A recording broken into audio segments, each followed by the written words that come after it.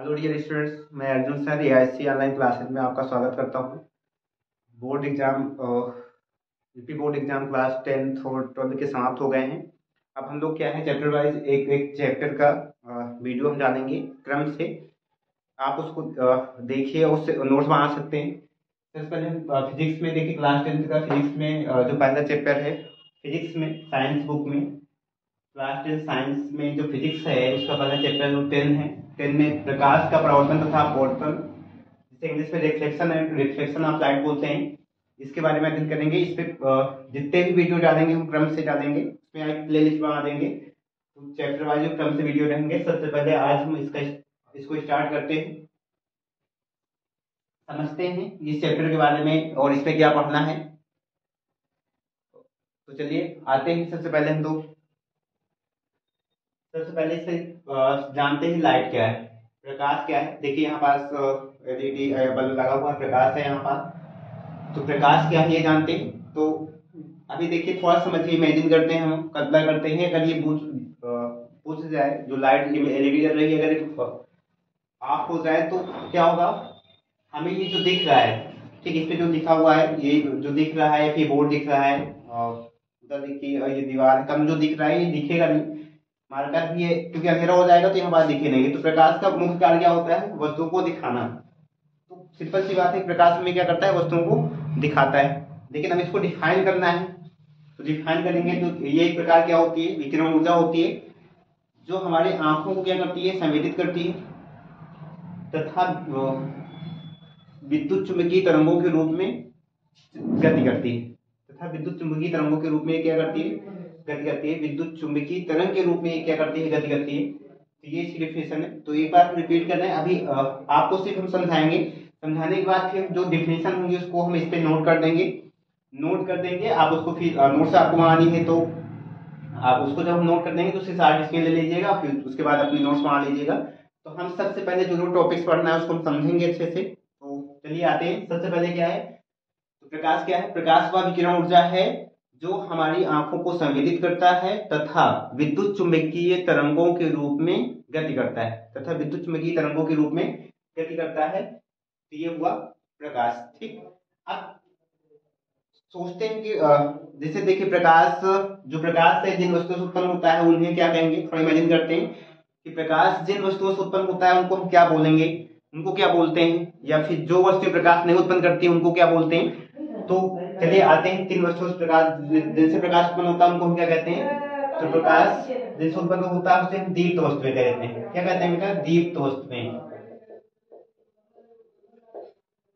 दीप्त वस्तुओं से प्रकाश, जिन वस्तुओं से प्रकाश उत्पन्न होता है, जो वस्तुएं प्रकाश उत्पन्न करती हैं उन्हें क्या कहते हैं, दीप्त वस्तुएं कहते हैं। और जो वस्तुएं प्रकाश उत्पन्न नहीं करती हैं उन्हें क्या कहते हैं बेटा, अदीप्त वस्तुएं। क्या कहते हैं, अदीप्त वस्तुएं। दीप्त वस्तुओं को हम ल्यूमिनस ऑब्जेक्ट्स कहते हैं। ल्यूमिनस ऑब्जेक्ट्स, दीप्त वस्तुओं को इंग्लिश में क्या कहते हैं, ल्यूमिनस ऑब्जेक्ट। और अदीप्त वस्तुओं को डार्क ऑब्जेक्ट्स, ठीक। तो पहले हम जो प्रकाश पढ़े, समझे कि प्रकाश क्या है। तो प्रकाश हमारी एक प्रकार की विकिरण ऊर्जा है जो हमारी आंखों को संवेदित करता है तथा विद्युत चुंबकीय तरंगों के रूप में गति करता है और वस्तुओं को दिखाता है, ठीक। तो प्रकाश में वस्तुओं को दिखाने का कार्य करता है।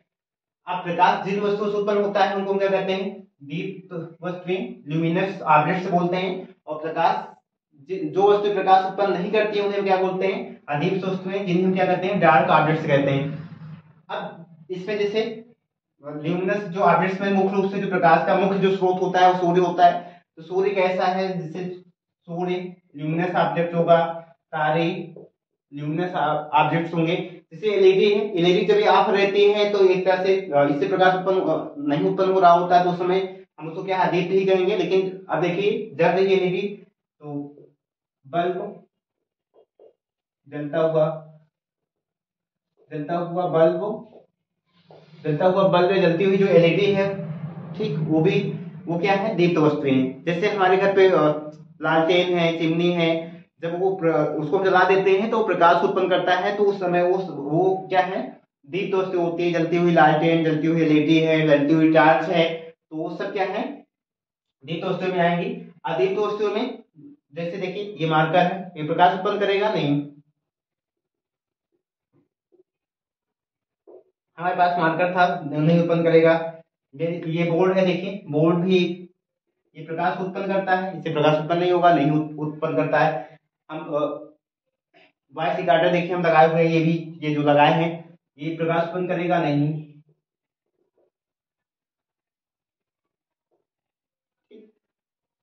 मिट्टी, पत्थर, लकड़ी। अब देखिए लकड़ी ऐसे है प्रकाश उत्पन्न, लेकिन जलती हुई लकड़ी, लकड़ी को जला दिया जाए, जब जलने लगती है लकड़ी जलती है तो क्या है, प्रकाश उत्पन्न करती है। तो यहाँ पर देखिए लकड़ी के लिखे ये प्रकाश नहीं उत्पन्न कर, लेकिन अगर लकड़ी को जलाया जाए और जल रही है, तो अगर जलती हुई लकड़ी है तो फिर उससे क्या है, प्रकाश उत्पन्न होगी। ये आपको समझ में आ गया। तो सीधी सी बात, जो वे वस्तुएं जो प्रकाश उत्पन्न करती हैं उन्हें दीप्त वस्तुएं कहते हैं, तथा वे वस्तुएं जो प्रकाश उत्पन्न नहीं करती हैं उन्हें क्या कहते हैं, अदीप्त वस्तुएं। दीप्त वस्तुएं जैसे उदाहरण सूर्य, तारे, जलती हुई बल्ब, एलईडी, जलती हुई चिमनी, जलती हुई लालटेन, तो ये सब दीप्त वस्तुएं हैं। अदीप्त वस्तुएं मार्कर, बोर्ड, वाइस, मिट्टी, पत्थर, ठीक, लकड़ी जो न जल रही हो, तो ये सब क्या है, अदीप्त वस्तुएं हो गई। ठीक, चलिए अब आते हैं, ये तो प्रकाश जान लिया, प्रकाश जिससे उत्पन्न होता है उसको क्या कहते हैं। अभी देखिए ये सिर्फ समझा रहे हैं, आप अच्छे समझिए, उसके बाद हम लिख देंगे बोर्ड पे, फिर सारे इसके ले लीजिएगा, आप नोट्स बना लीजिएगा। चलिए अब प्रकाश के गुण, प्रकाश के गुण या विशेषताएं।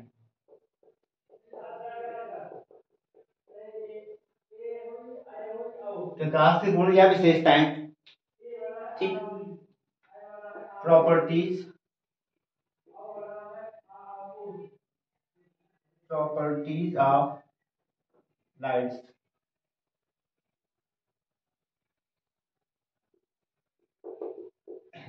तो इसके कुछ लक्षण गुण जानते हैं, जैसे हमारे गुण होते हैं, देखिए गुण क्वालिटी एग्रीगेटिव होते हैं, ठीक, कि हम अच्छे हैं, बुरे हैं, हम अच्छा गा सकते हैं, ठीक, हम अच्छे से डांस करते हैं। तो ये क्या होते हैं, हमारे गुण होते हैं, हर व्यक्ति के अपने गुण होते हैं।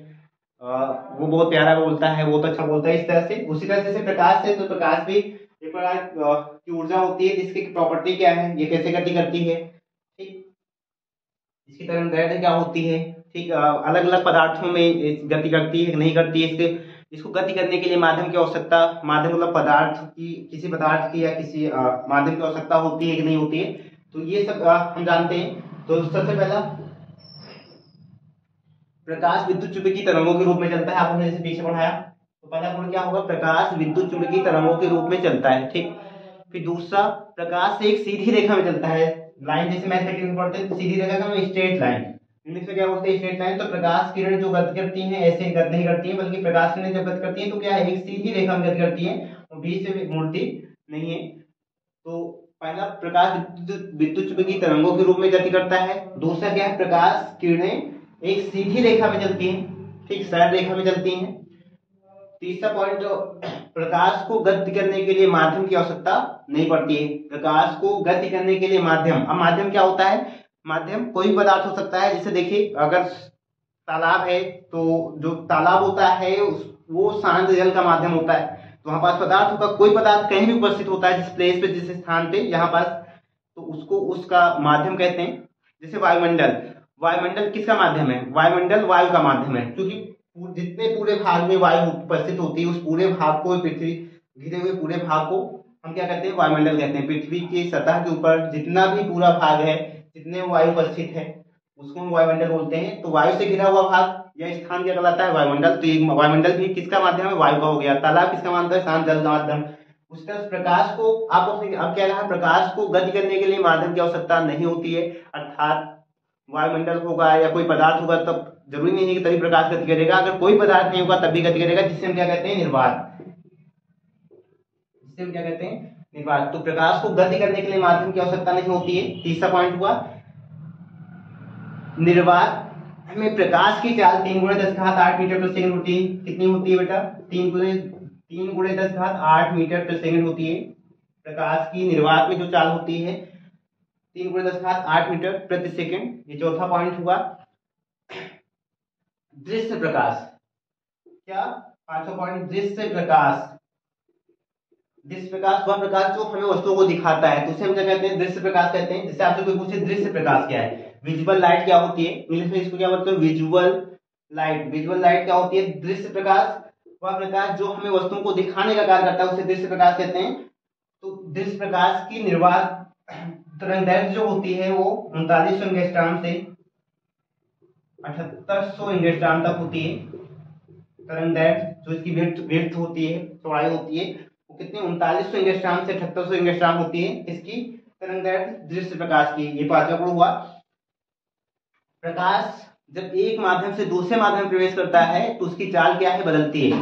तो प्रकाश चाल कब बदलेगी, जब एक माध्यम से दूसरे माध्यम से, या फिर ये कह सकते हैं सिंपल भाषा में, एक पदार्थ से दूसरे पदार्थ में प्रकाश प्रवेश करता है तो उसकी चाल क्या होती है बेटा, बदलती है। जैसे मान लीजिए कि प्रकाश वायु में आ रहा है, सूर्य से प्रकाश निकलता है, वायु से आ रहा है, या फिर यहीं पास प्रकाश है, अब ये आ रहा है यहाँ पास, ये ऊपर वायु है, यहाँ नीचे जल हो, जल में प्रवेश करेगी तो उसकी चाल क्या होगी, बदल जाएगी। उसके साथ साथ प्रकाश की क्या है, तरंगदैर्घ्य भी बदलेगी।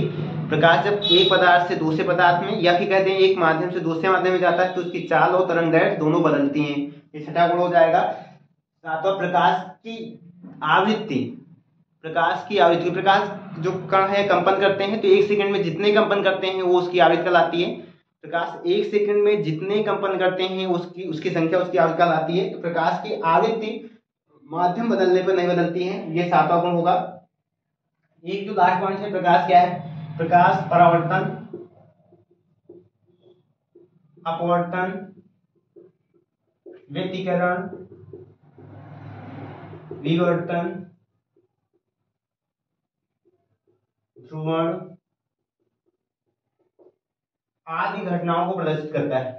ठीक, तो प्रकाश इस प्रकार के जो प्रभाव, कॉम्पटन इफेक्ट, बहुत सारी घटनाएं होती हैं जो प्रकाश संबंधित होती हैं। तो प्रकाश क्या है, प्रकाश परावर्तन, अपवर्तन, व्यतिकरण, विवर्तन, ध्रुवण आदि घटनाओं को भी प्रदर्शित करता है। ये लास्ट पॉइंट होगा। इसमें से जो आपके सिलेबस में हमको जो पढ़ना है बेटा, क्या पढ़ना है, प्रकाश का परावर्तन और अपवर्तन पढ़ना है। ठीक, तो एक बार फिर से रिपीट करना है। प्रकाश विद्युत, पहला देखिए, प्रकाश विद्युत चुंबकीय तरंगों के रूप में गति करता है। दूसरा, प्रकाश एक सीधी रेखा में गति करता है। तीसरा, प्रकाश को गति करने के लिए माध्यम की आवश्यकता नहीं होती है। प्रकाश को गति करने के लिए माध्यम की आवश्यकता नहीं होती है। चौथा पॉइंट, प्रकाश की निर्वात में चाल 3 × 10⁸ मीटर प्रति सेकंड होती है। कितनी होती है बेटा, 3 × 10⁸ मीटर प्रति सेकंड होती है। इसको स्मॉल सी से नोट करते हैं। पांचवा पॉइंट, जो दृश्य प्रकाश है उसकी तरंगदैर्घ्य, उसकी विड्थ, तरंगदैर्घ्य 3900 एंगस्ट्रॉम से क्या है, 7800 एंगस्ट्रॉम होती है। दृश्य प्रकाश तरंगदैर्घ्य 3900 एंगस्ट्रॉम 7800 एंगस्ट्रॉम होती है। छठा पॉइंट, प्रकाश अलग अलग माध्यम में, प्रकाश की अलग अलग माध्यम में चाल तथा तरंगदैर्घ्य अलग अलग होती है। या प्रकाश की अलग अलग माध्यम में चाल तथा तरंगदैर्घ्य क्या होती है, अलग अलग होती है। सातवां पॉइंट, प्रकाश की अलग अलग माध्यम में आवृत्ति समान होती है। ठीक, प्रकाश कौन कौन सी घटनाएं प्रदर्शित करता है, मुख्य रूप से जो 10 सिलेबस अनुसार परावर्तन, अपवर्तन, व्यतिकरण, विवर्तन, ध्रुवण आदि घटनाओं को प्रदर्शित करता है। और इसमें से जो हमारे सिलेबस में वो क्या है, प्रकाश का परावर्तन और अपवर्तन, ये मुख्य रूप से आपको यहाँ दो पढ़ना है। ये हो गए प्रकाश के गुण। ठीक, इसको भी अभी आपको समझाएं, भी इसको नोट करेंगे हम बोर्ड पे, आप सारी स्क्रीन लेके नोट्स बना लीजिएगा। चलिए अब आगे आते हैं, इसमें से प्रकाश का परावर्तन पढ़ते हैं। देखिए, दो चीजें और आपको समझना है, दृश्य प्रकाश और अदृश्य प्रकाश। इसमें जैसे हमने जिक्र किया है, जैसे निर्वात क्या है, दृश्य प्रकाश क्या है।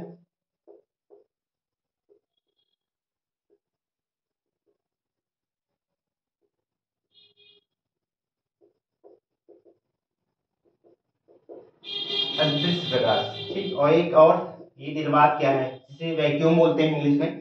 तो दृश्य प्रकाश क्या होता है, वह प्रकाश जो हमें वस्तुओं को दिखाता है, वह प्रकाश जिससे हम वस्तुओं को देख पाते हैं उसे हम क्या कहते हैं, दृश्य प्रकाश कहते हैं। वह प्रकाश जिससे हम वस्तुओं को देख पाते हैं उसे हम क्या कहते हैं, दृश्य प्रकाश कहते हैं। ये तो दृश्य प्रकाश हो गया। अदृश्य प्रकाश वह प्रकाश जिससे हम वस्तुओं को देख नहीं पाते हैं लेकिन उससे हमको ऊर्जा प्राप्त होती है। ठीक, उसे अदृश्य प्रकाश। जैसे दृश्य प्रकाश की जो तरंगदैर्घ्य है, आपको पहले ही कहा कि इसकी तरंगदैर्घ्य जो होती है 3900 एंगस्ट्रॉम से 7800 एंगस्ट्रॉम के बीच होती है। इस तरंगदैर्घ्य की जो प्रकाश होती है वो दृश्य होती है, जो वस्तुओं को दिखाने का कार्य करती है। जैसे हम वस्तुओं को देख पाते हैं या फिर जो हमारी आंखों को संवेदित करता है, तो ये इसकी बाउंडेशन होती है। इससे कम तरंग वाली और इससे अधिक तरंग वाली जो प्रकाश किरणें होती हैं, जिसे अवरक्त जैसे अवरक्त विकिरण तथा परावैक्तिक विकिरण।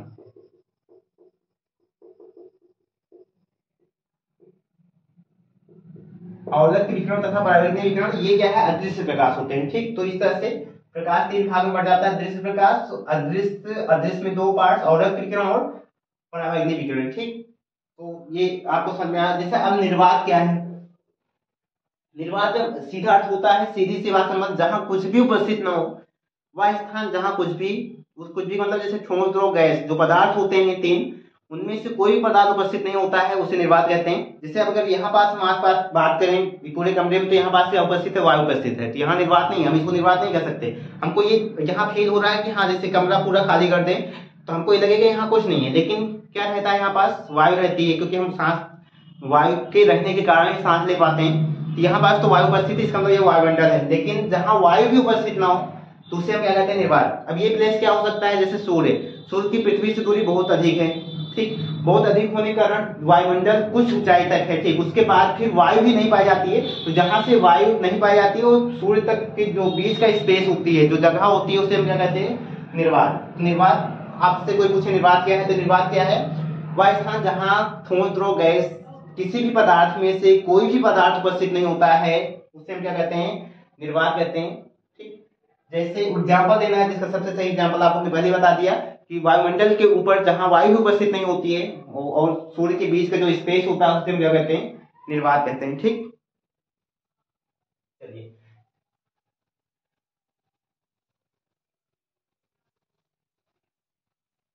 अब आते हैं दो प्रकाश का परावर्तन।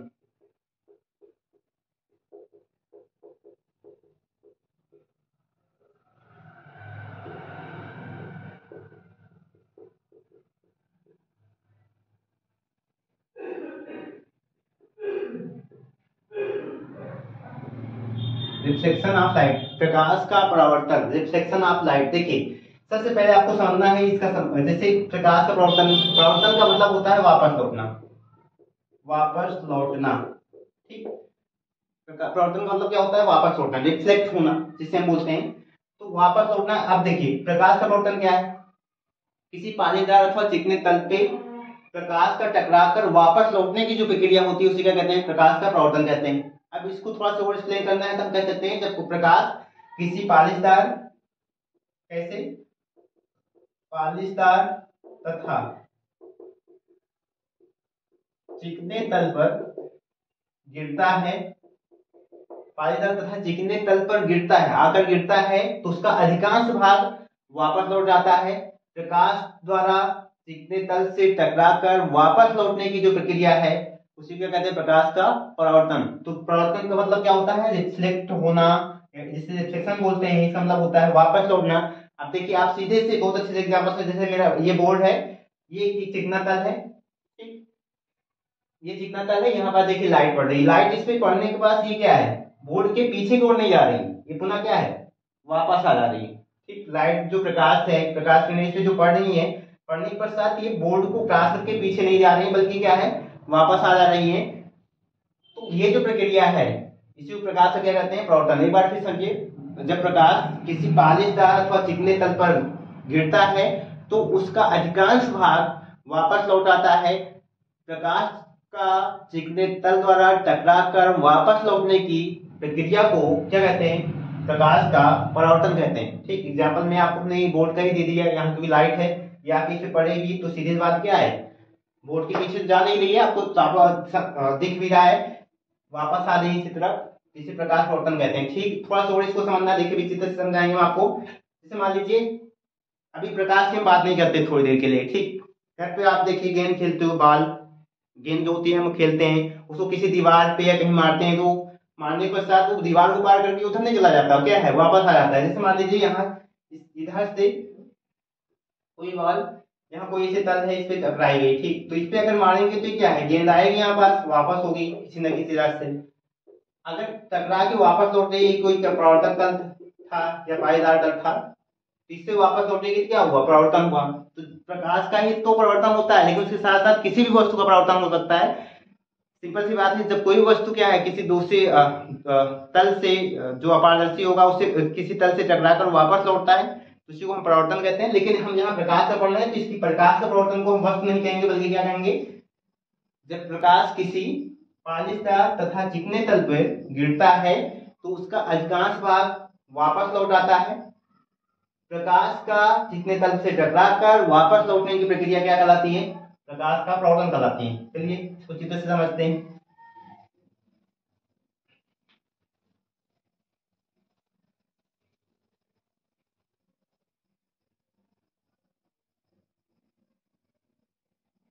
घर पे देखिए, आपके घर पे शीशा होगा, दर्पण, जिसे समतल, जिसके अंदर अपना फेस देखते हैं। ठीक, मान लीजिए ये एक दर्पण है, समतल दर्पण। कैसे दर्पण है,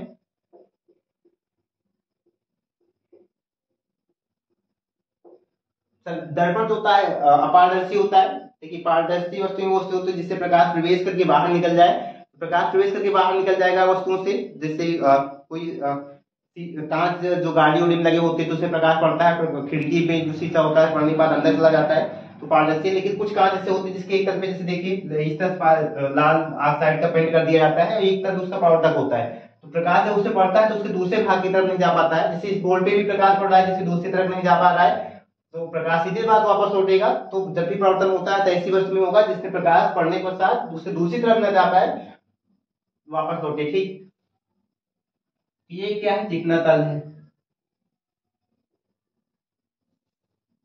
इसका ऊपर का भाग क्या है, चिकना तल। इसे हम साइंस की भाषा में क्या कहेंगे, परावर्तक तल कहेंगे। क्या कहेंगे साइंस की भाषा में, इस चिकने तल को, जिस तल से प्रकाश वापस लौटेगा, परावर्तक तल कहेंगे। ठीक, अब देखिए हम एक कोई प्रकाश रूप देते हैं, जैसे देखते वस्तु यहाँ पास मान लेते हैं कोई सन ही है, सूर्य है, क्योंकि सूर्य, ये क्या है, सन, सूर्य। अब इससे प्रकाश किरण बहुत सारी आएंगे, लेकिन एक किरण से देंगे बस प्रकाश को। आपको हमने कहा कि एक सीधी रेखा में चलता है, देखिए ये एक सीधी रेखा में यहाँ प्रकाश आया, ए बी, बी पे टकरा गया। ठीक, बी पे गिरने के पश्चात ये एरो बता रहा है कि इस तरफ आ रहा है नीचे की ओर, ये पुनः जिधर से आ रहा है दूसरी तरफ किसी न किसी कोण से वापस तो जाएगा। देखिए इस तरह से ये वापस उड़ गया। ठीक, अब ये पॉइंट हो गया सी। तो देखिए हमारे पास जो है एक तो प्रवर्तक तल है। आपसे अब यहाँ पास जैसे कोई डिफाइन कर प्रवर्तक तल क्या होता है, तो प्रकाश जिस पालेदार अथवा चिकने तल से टकराकर वापस लौटता है उसी को हम क्या कहते हैं, परावर्तक तल कहते हैं। फिर से समझिए, प्रकाश देखिए आके पड़ रहा है, वापस लौट रहा है। ठीक, तो सबसे पहले आपसे पूछा जा सकता है कि प्रवर्तक तल क्या है इसमें। तो प्रवर्तक तल क्या है, प्रकाश जिस पालिशदार अथवा चिकने तल से टकरा के वापस लौटता है उसे हम क्या कहते हैं, प्रवर्तक तल कहते हैं। तो इसको एक्स वाई मान लेते हैं, तो एक्स वाई क्या है, परावर्तक तल हो गया। ठीक, अब देखिए जो प्रकाश किसी परावर्तक तल पे आके गिरता है उसे हम क्या कहते हैं, आपतित किरण। क्या कहते हैं, आपतित किरण। क्या कहते हैं बेटा, आपतित किरण कहते हैं। और परावर्तन के पश्चात देखिए, परावर्तक तल से परावर्तन के पश्चात जो प्रकाश वापस लौटता है, तो बीसी वापस लौटता है ना, ये क्या है, परावर्तित किरण। ये क्या है, परावर्तित किरण है। ठीक, इतना समझ में आया। अब देखिए पॉइंट बी है बच रहा है, परावर्तक पृष्ठ के जिस बिंदु पर प्रकाश आके गिरता है या जिस बिंदु से प्रकाश का परावर्तन होता है उसे क्या कहते हैं, हम आपतन बिंदु कहते हैं। क्या कहते हैं, आपतन बिंदु। क्या कहते हैं बेटा, आपतन बिंदु। फिर समझिए, परावर्तक तल के जिस बिंदु पर प्रकाश परावर्तित होता है उसे हम क्या कहते हैं, आपतन बिंदु कहते हैं। ठीक, अब देखिए ये डिफिनेशन हो गई। अब अभिलंब क्या है, अभिलंब जिसे नॉर्मल इंग्लिश बोलते हैं, अभिलंब परावर्तक तल के आपतन बिंदु पर लंबवत जो रेखा है, परावर्तक तल के लंबवत रेखा, या फिर ये कहो आपतन बिंदु पर परावर्तक तल क्या है, एक्स वाई की लंबवत रेखा। ठीक, क्या कहलाती है, जो इससे 90 अंश का कोण बनाए, नॉर्मल एन अभिलंब, क्या कहलाती है बेटा, अभिलंब। ठीक, फिर से देखिए, आपतन बिंदु पर परावर्तक तल क्या है, यहाँ एक्स वाई है, कि लंब रूप जो रेखा होती है, जो इस पे लंब होगी, 90 से कोण बनाएगी, उसे क्या कहते हैं, हम अभिलंब कहते हैं। इतना समझ आया। अब देखिए, ये आपतित किरण है बी, बी एन अभिलंब हो गया। ध्यान से देखेंगे, इसके बीच में कोण बन रहा है, तो आपतित किरण तथा अभिलंब के बीच क्या होगा, आपतित किरण AB तथा अभिलंब BN के बीच बने कोण को आपतन कोण I कहते हैं। क्या कहते हैं, आपतन कोण। क्या कहते हैं बेटा, आपतन कोण I कहते हैं। अब देखिए, इधर देखिए, परावर्तित किरण और अभिलंब के बीच बन रहा एक कोण बन रहा है यहाँ पास, तो परावर्तित किरण तथा अभिलंब के बीच बने कोण को परावर्तन कोण R कहते हैं। क्या कहते हैं, परावर्तन कोण R कहते हैं। ठीक, इस तरह से ये प्रकाश का परावर्तन का एक डायग्राम आरेख हो गया। जब प्रकाश का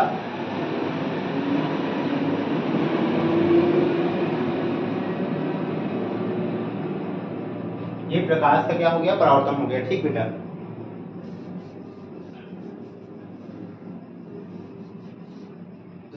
इस तरह से फिर से एक बार हम आपको समझा दे रहे हैं।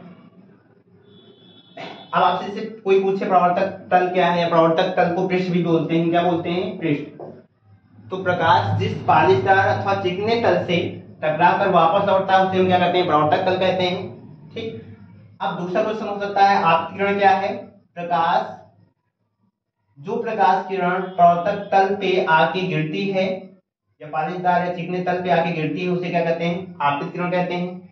परावर्तित किरण क्या है, परावर्तन के पश्चात, किसके पश्चात, परावर्तन के पश्चात जो प्रकाश किरण वापस लौटती है, उसे परावर्तित किरण कहते हैं। आपतन बिंदु क्या है,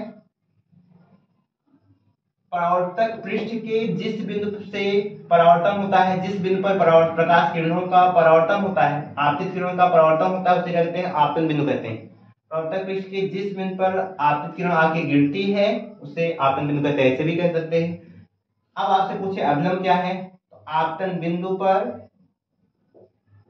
परावर्तक पृष्ठ के लंबवत खींची गई रेखा क्या कहलाती है, अभिलंब कहलाती है। अब आपसे क्वेश्चन पूछ ले, आपतन कोण क्या है, तो आपतित किरण तथा अभिलंब के बीच बने कोण को आपतन कोण कहते हैं। कोण कहाँ बनेगा, आपतन बिंदु पर। ठीक, परावर्तन कोण क्या है, परावर्तित किरण तथा अभिलंब के बीच आपतन बिंदु पर बने कोण को परावर्तन कोण कहते हैं। ये डेफिनेशन हो गई। अब प्रकाश के परावर्तन के नियम,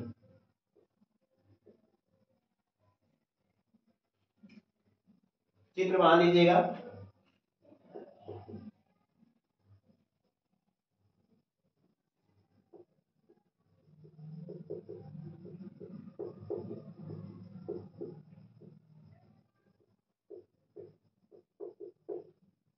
देखिए, अब आपसे पूछा जा सकता है प्रकाश के प्रवर्तन के, एग्जाम में एक बार पूछा गया है बेटा। तो प्रकाश के प्रवर्तन के कितने नियम होते हैं, दो नियम होते हैं। कितने नियम होते हैं प्रकाश प्रवर्तन के, दो नियम होते हैं।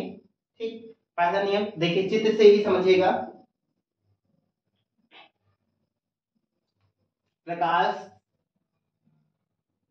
आपतित किरण, देखिए आपतित किरण आपतन बिंदु पर अभिलंब तथा परावर्तित किरण तीनों एक ही तल में होते हैं। एक तल का मतलब ये होता है, जैसे देखिए समझिएगा, ये आपतित किरण है, ठीक, ये अभिलंब हो जाएगा, ये क्या है, परावर्तित किरण है। जैसे देखिए, ये आ रही है यहाँ पर, ये अभिलंब ऊपर की ओर, ये इधर निकल गई। एक तल का मतलब इनको मिलाएंगे तो ये एक समतल बनाएंगे, एक सीध में ऐसे आएंगे।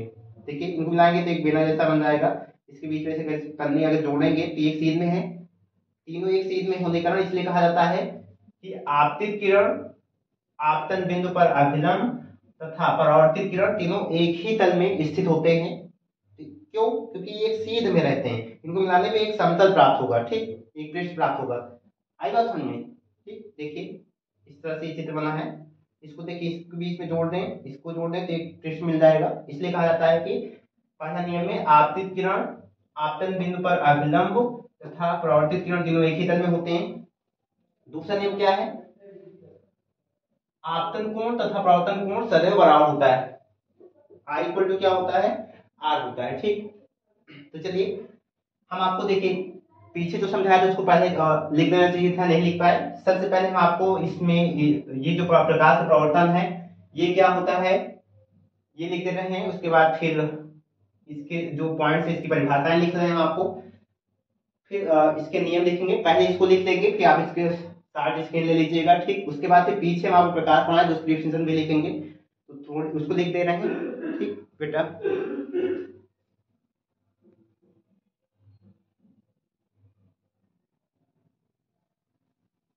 चलिए बेटा देखिए, आइए आपको हमने देखिए समझा दिया था पूरा प्रकाश का परावर्तन क्या है। ठीक, चित्र देखिए बना हुआ है अभी, आपको मैंने जैसे समझाया था ठीक उसी तरह से जैसे आपको समझाया था। देखिए सबकी परिभाषाएं लिख दी हैं। ठीक, आप इसको शार्ट स्क्रीन ले लीजिए, जैसे जिसके स्क्रीन पे हैंड नीचे करने से या कुछ के ऊपर करने से जैसे भी होता है, आप शार्ट स्क्रीन इसका ले लीजिए पूरे का। आप इसका शार्ट स्क्रीन ले लोगे तो ये आपके उस पर हो जाएगा, फिर उसके बाद आप आराम से इसको लिख लोगे। ठीक, एक बार इसको हम फिर समझा देते हैं। चित्र देखिए बना हुआ है प्रकाश का परावर्तन। तो क्या होता है, जब प्रकाश किसी पालिशदार व चिकने तल पर गिरता है, तो इस देखिए प्रकाश यहाँ पालिशदार ये चिकना तल है इस पे गिर रहा है, तो उसका अधिकांश भाग वापस लौटता है। इसका ये भाग देखिए वापस लौटता है। प्रकाश का चिकने तल से टकराकर वापस लौटने की प्रक्रिया को प्रकाश का परावर्तन कहते हैं। तो प्रकाश का चिकने तल से टकराकर वापस लौटने की प्रक्रिया क्या कहती है, प्रकाश का परावर्तन कहलाती है। चित्र ये परिभाषा। ठीक, अब देखिए इसमें कई सारे पार्ट्स हैं। आपको जैसे हमने कहा प्रकाश का परावर्तक तल या क्या होता है, तो प्रकाश जिस पाइदार व चिकने तल से टकराकर वापस लौटता है उसे क्या कहते हैं, प्रकाश का परावर्तक पृष्ठ या तल कहते हैं। तो यहाँ देखिए लिखे हैं, प्रकाश जिस पालिशदार व चिकने तल से टकराकर वापस लौटता है उसे प्रकाश उसे परावर्तक तल कहते हैं। जैसे इसमें क्या है, एक्स वाई है। ठीक, जैसे एग्जांपल अगर आपको लगना है चित्र से, तो चित्र में क्या है, एक्स वाई है। एक्स वाई क्या है, परावर्तक तल हो गया।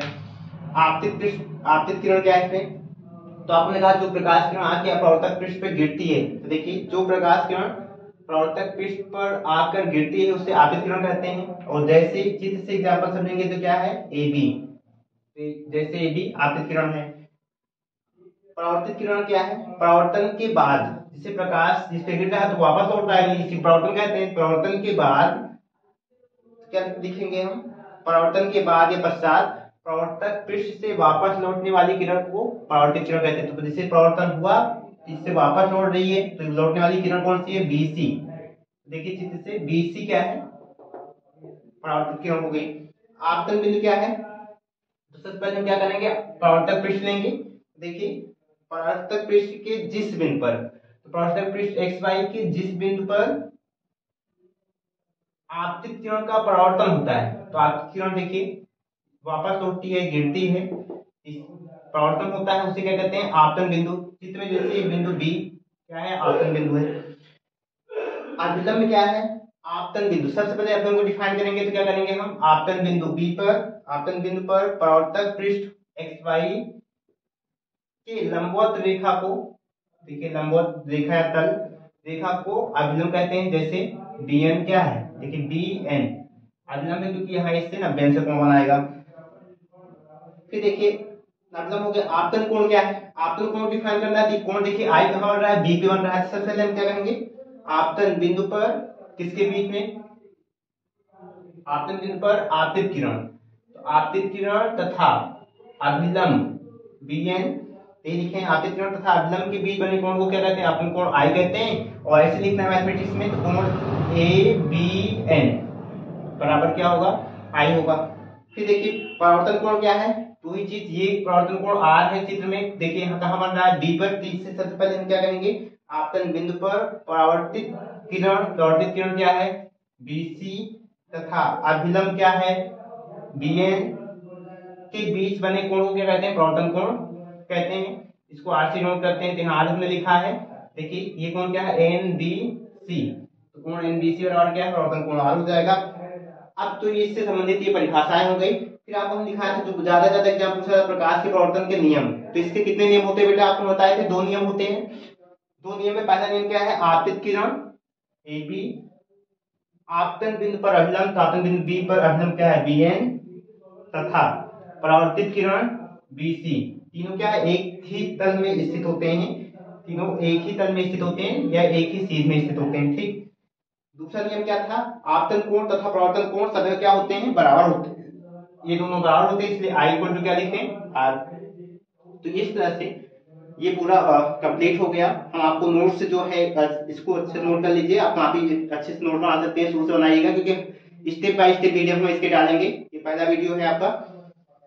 चलिए अब इसके पहले हम जो पढ़ाए थे आपको प्रकाश क्या है उसकी डिफिनेशन लिख देते हैं। ठीक, क्योंकि हम ज्यादा पढ़ा लिए थे, बोर्ड पे हमारे स्पेस कम है, इसलिए अभी इसका चित्र वहां था, इसलिए इसकी पहले लिख दिए। कोई दिक्कत नहीं, पहले आप इसको लिख लीजिएगा, उसके बाद क्या है, प्रकाश लिख लीजिएगा, फिर दीप्त तो अदीप्त वस्तु लिख लीजिएगा, जो आपको हम पीछे पढ़ाए थे प्रकाश के गुण, उसको हम लिख दे रहे हैं, उसको फिर लिख लीजिएगा। ठीक,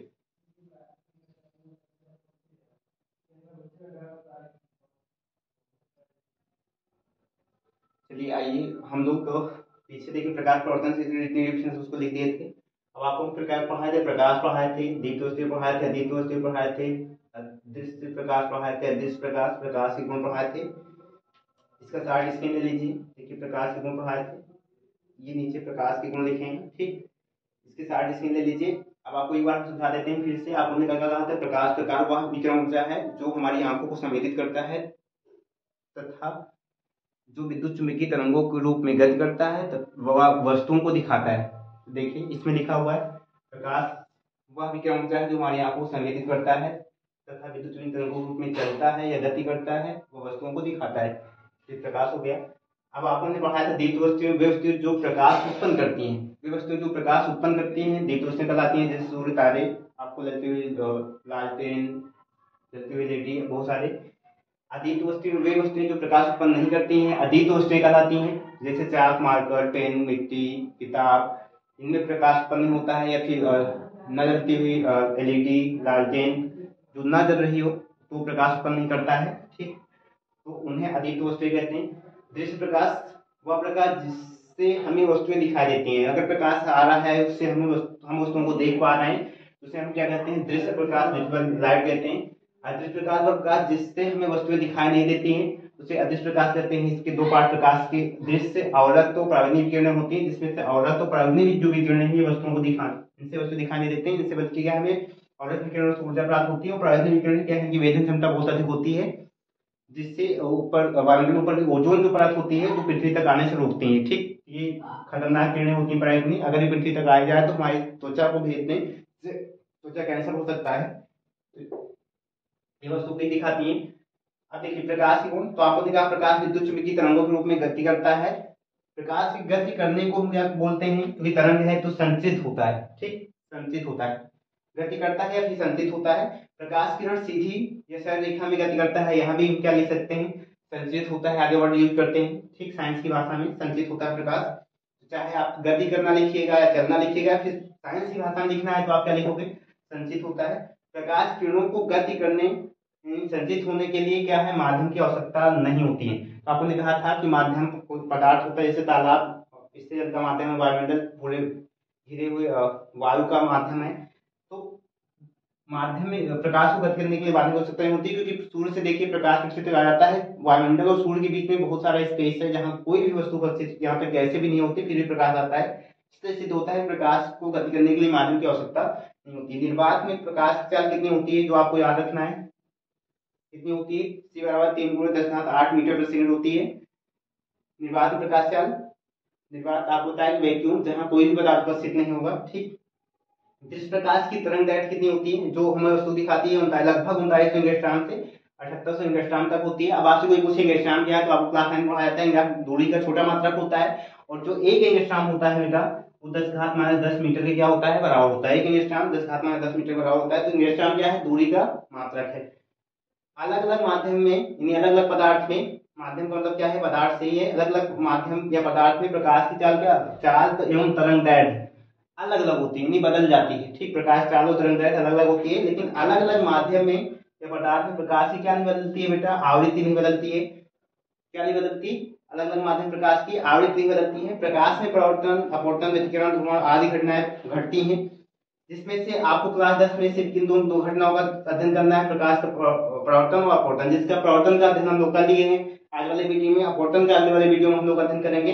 ठीक, तो ये आज की क्लास है, आप इसके साथ ले लीजिए और आप अच्छे से इस तरह से नोट्स बना सकते हैं और उसको लर्न कर सकते हैं समझ कर। ठीक, चलिए हम उम्मीद करते हैं कि आप अपनी पढ़ाई को अच्छे से जारी रखेंगे। ठीक, और अच्छे से पढ़ाई करिए। हम कंटिन्यू आपको एक क्रम से वीडियो डालेंगे चैप्टर वाइज। आज चैप्टर 10 जो भौतिक ज्ञान है साइंस में, उससे पहले चैप्टर का जो 10 है किताब में प्रकाश प्रवर्तन से पहला वीडियो डालें। इसके बाद हम आपको इसके आगे का स्टेप जो प्रकाश का प्रवर्तन पढ़ाना है उसके नियम ये डालेंगे। आप मेहनत करते रहिए। आपके लिए 2 लाइन बोलेंगे। ठीक, डायरेक्ट से जो आपको शायद प्रेरित करे पढ़ने के लिए। अच्छा करे तो लाइक करिएगा, वीडियो को शेयर करिए। ठीक, इसका सब्सक्राइब करिएगा, इसको वीडियो को सब्सक्राइब और शेयर करिएगा तो, ताकि हम और अच्छे वीडियो आपको बना के डालें। ठीक,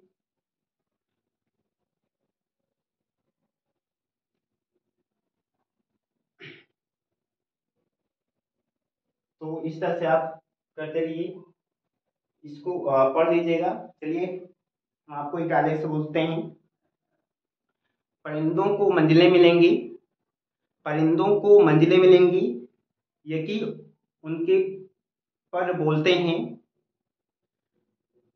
परिंदों को मंजिलें मिलेंगी, यकी उनके पर बोलते हैं। अक्सर वो लोग खामोश रहते हैं जिन जिंदगी में जिनके हुनर बोलते हैं। जय हिंद। अगली वीडियो में हम लोग फिर मिलेंगे।